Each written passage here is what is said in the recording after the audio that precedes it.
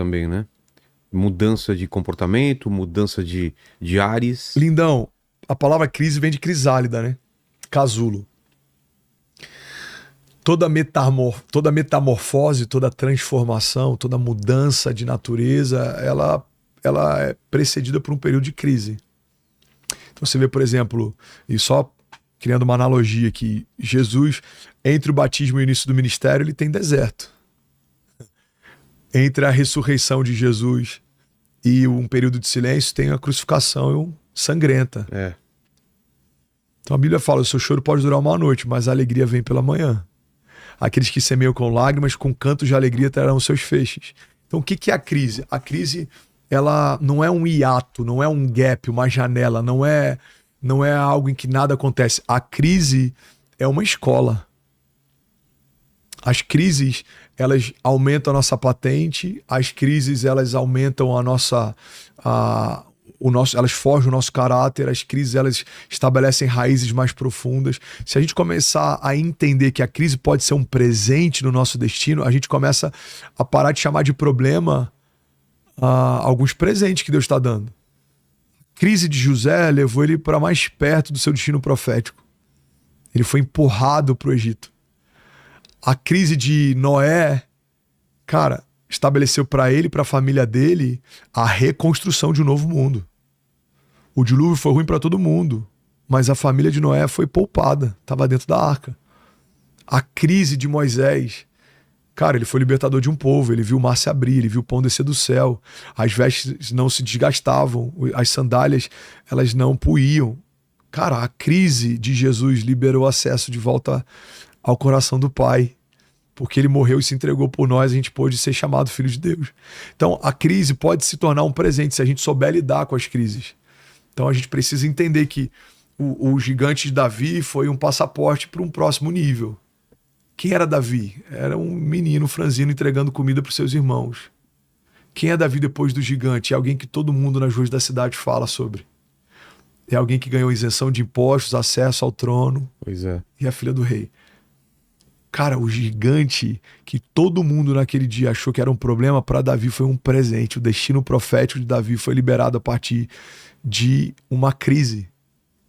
Então a gente olha para Daniel, a gente olha para tantos outros heróis da fé. Cara, a crise para eles foi um presente. A crise para mim foi um presente. 2018, 2019, enfrentei um período muito difícil, ministerialmente falando. Cara, isso gerou um sopro de Deus no meu ministério. Tentaram me calar, tentaram me desanimar. Deus me reavivou, Deus me estabeleceu, soprou, deu acessos que eu nunca imaginei, levou a mensagem em lugares que eu nunca imaginei. Por quê? Porque a forma como você lida com as suas crises vai definir muito para onde você está indo. Você pode ficar reclamando na crise, você pode desanimar na crise, ou você pode parar no meio da tua crise e perguntar: Deus, o que você quer me ensinar com ela? O que você tem para mim no meio desse deserto? Qual que é o ensinamento que eu vou tirar desse lugar? Porque toda crise ensina, Vilela, nem toda crise muda o nosso caráter, mas toda crise revela o nosso caráter. Nem toda crise afeta a profundidade da nossa fé, mas toda crise revela a medida da nossa fé.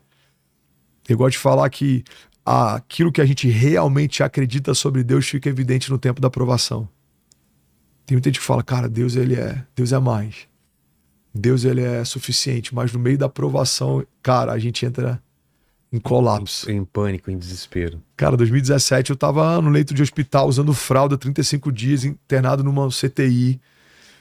E aí algumas pessoas falavam, e aí, pastorzão, o que você tá pensando? Como é que você tá? Como é que tá seu coração? Eu falei, cara, eu tô gerando um testemunho vivo. Eu falava sobre um Deus que cura, agora eu vou ser um testemunho de alguém que Deus curou. Eu falava sobre manter esperança no meio da crise, agora eu posso testificar que é possível manter esperança no meio da crise. Porque teu posicionamento gera uma denúncia, né? Imagina, cara, você tem que estar bem, Vilela, no seu dia mal você tem que estar bem, cara. Aí no meu dia mal eu tô mal. Exato. Aí você tá passando por um problema e fala, Vilela, Deus é mais, irmão. Aí no meu dia mal, cara, Deus se esqueceu de mim, Deus me abandonou. Então eu acho que em vários momentos de crise, a nossa fé ela é testada, o nosso coração é revelado. Então, se você está enfrentando algum tipo de crise nesse ano, a boa notícia que eu tenho para você é: se você permanecer e não desanimar, toda crise se torna um passaporte para um próximo nível. Nenhum herói da fé se tornou herói da fé sem ter enfrentado crises. Você pega Hebreus 11, a galeria dos heróis da fé, cada um deles foi testado, foi amassado, foi confrontado, mas todos os que permaneceram, o nome deles ecoa na eternidade. Porque é isso que Deus tem para aqueles que não desistem. A Bíblia fala, a gente colocou a mão no arado e não somos daqueles que retrocedem, somos daqueles que permanecem e são salvos. E é isso que Deus tem para você e para tua casa, em nome de Jesus. O que significa deixar nas mãos de Deus? É não fazer nada? É esperar? É orar? O que significa? Cara, essa é uma boa pergunta, porque é uma dúvida que muita gente tem, né? Entregar os seus caminhos ao Senhor significa abrir mão da tua agenda para viver a agenda dele, abrir mão do teu governo para viver o governo dele. A verdade é que muitas vezes a gente atribui para Deus a consequência de algumas crises sem nunca ter entregue para ele o controle. Então, você abriu uma empresa sem perguntar, você trouxe um sócio para dentro sem perguntar, agora a tua empresa está em crise e a tua pergunta é: Deus, por que você me deixou entrar nessa crise? E ele está dizendo: eu não deixei, foi você que entrou. Eu te dei uma impressão no espírito, você sabe que não era para entrar. Eu usei tal pessoa, eu falei com você dessa forma. A verdade, Vilela, vamos ser sinceros, a maior parte das vezes que a gente faz algo que não deveria fazer, a gente sabe que não deveria estar fazendo. A gente finge que não entendeu. Olha que louco. Vou pegar aqui o pai da fé. A Bíblia fala que Abraão, ele tem uma promessa de Deus de que Deus daria um filho. E ele vai lá e faz um filho com a escrava. E aí então Deus dá para ele um filho. E aí em um determinado momento Deus vira para ele e fala assim: Abraão, pega o teu único filho, aquele a quem você ama, e sacrifica. Primeira coisa que me chama a atenção: Abraão tem 2 filhos, mas Deus chama Abraão de pai de um filho único. E essa coisa, a gente precisa entender que Deus não considera o que não começa nele, a tal ponto de dizer para Abraão que ele só tem um filho porque foi só um filho que ele deu, o outro foi Abraão quem fez. É como se Deus estivesse dizendo: Abraão, eu só considero um filho como sendo teu porque o outro foi você quem deu, mas para mim só conta o que eu te dei. Irmão, pega isso aqui, Vilela. Deus só se responsabiliza por aquilo que começa nele. É por isso que em outro momento a Bíblia fala que um sacerdote, o fogo se apaga, ele vai lá e acende o fogo sobre o altar e Deus chama aquele fogo de fogo estranho. Cara, é fogo do mesmo jeito, queima no mesmo lugar, mas Deus olha e fala: esse fogo é estranho. Por que esse fogo é estranho? Porque não começa em mim, eu não reconheço. E o que eu não reconheço, eu não sustento. Então, quando Deus está dizendo para Abraão: Abraão, pega o teu único filho. Primeira coisa que me chama a atenção: Deus não considera o que não começa nele. Segunda coisa que me chama a atenção, cara, Deus sabe que a gente é especialista em fingir que não está entendendo o que Deus está dizendo. Ele é redundante. Cara, Deus, ele fala de forma redundante com Abraão. Ele fala: Abraão, pega o teu único filho. E só para você não ter dúvidas, aquele a quem você ama. E por que Deus está dizendo isso, Vilela? Porque ele sabe que se ele não fosse óbvio, Abraão poderia fingir que não entendeu e pegaria o filho da precipitação e sacrificaria. Mas Deus está dizendo em outras palavras: Abraão, só para não ter dúvida, eu quero tocar onde dói, tá? Eu quero que você pegue o filho da promessa. Eu quero que você pegue o seu preferido. Eu quero que pegue aquele que sangra o teu coração. É ele, o único filho que eu te dei. Pega ele e me entrega. Irmão, se Deus precisa ser redundante com o pai da fé, vamos ser sinceros, tem muitos momentos que a gente finge que não está entendendo o que Deus está pedindo. Você quer muito uma coisa. Aí a sua mulher fala assim: amor, eu não sinto paz.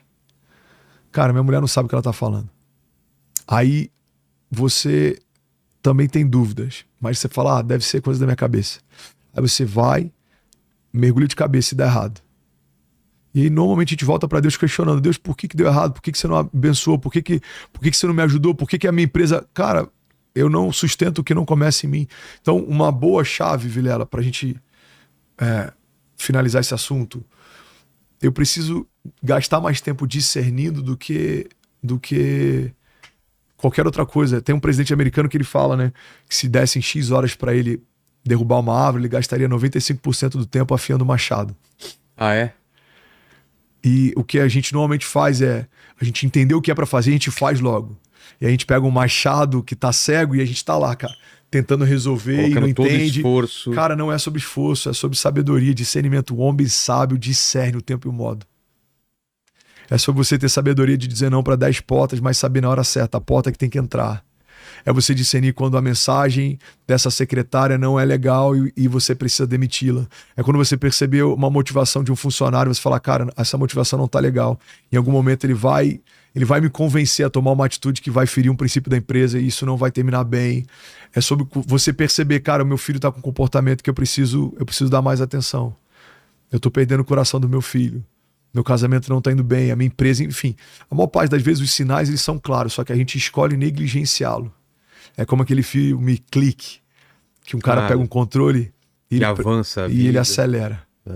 E quando você acelera, você negligencia muita coisa. E aí quando você vai perceber, cara, coisas que estavam nítidas debaixo do seu nariz, cara, não dá mais tempo de resolver. Por quê? Porque você passou tempo demais negligenciando os sinais. Então, para você que quer romper em 2025, acho que uma boa chave para lidar com as crises é desenvolver, cara, um discernimento maior do que você teve até aqui. É você desenvolver uma sensibilidade quando Deus fala, maior do que você desenvolveu até aqui. Eu acho que esse é um bom conselho para ajudar quem quer romper em 2025.